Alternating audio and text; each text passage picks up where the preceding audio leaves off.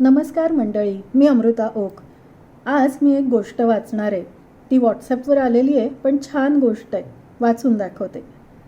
एकदा भगवान विष्णूंनी ठरवलं की आज जो जे मागेल ते त्याला द्यायचं, सर्वांच्या इच्छा पूर्ण करायच्या.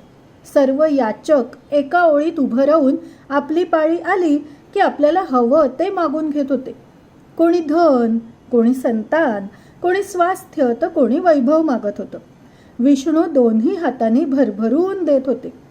लक्ष्मीने पाहिलं की हळूहळू विष्णूंचं भांडार रिकामं होत चाललंय.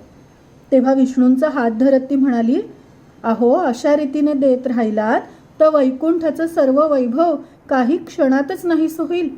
मग आपण काय करायचं? सस्मित चेहऱ्याने विष्णूंनी उत्तर दिलं, तू अजिबात चिंता करू नकोस. माझ्याजवळ अजून एक संपत्ती सुरक्षित आहे. ती मानव, गंधर्व, किन्नर यापैकी कोणीच अजून मागितलेली नाही. ती संपत्ती जोपर्यंत आपल्याजवळ आहे तोपर्यंत तू दुसरं काहीही द्यावं लागलं तरी काळजी करू नकोस. लक्ष्मीने विचारलं, सांगा बघू, अशी कोणती अजब गोष्ट आपल्याजवळ आहे? माझ्या तर नाही काही लक्षात येते. विष्णू म्हणाले, तिचं नाव आहे शांती.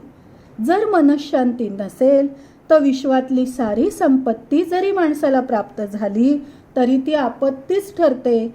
म्हणून मी शांती सांभाळून ठेवली आहे. मंडळी, गोष्ट इथे संपली, पण आपल्याला बोध देऊन गेली. काय बोध दिला? तर जरी आपण सगळं काही मिळवलं, देवाकडे मागितलं, तरी सुद्धा मनःशांतीसारखी मौल्यवान गोष्ट आपण विसरतो आहोत. आपल्याला जर मनःशांती नसेल, आपलं मन शांत नसेल, द्वंद्व असेल आपल्या मनात, तर कायम आपण अस्थिर आणि अस्वस्थ राहतो. तेव्हा देवाकडे सगळं मागावं, परंतु त्याच्याबरोबर मनःशांती हा जो एक खरा आपण म्हणू खजिना आहे, तोही मागायला विसरू नये. चला, सगळ्यांचा दिवस शुभ जाओ. नमस्कार.